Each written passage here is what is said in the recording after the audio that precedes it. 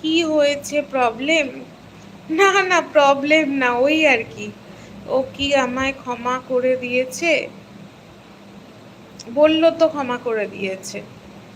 কি, কেন গো পাগল, তুমি কি মস্কুইটো মারোনি কোনোদিন? তাহলে তো তুমি মস্কুইটোকেও কষ্ট দিয়েছো, তাই না?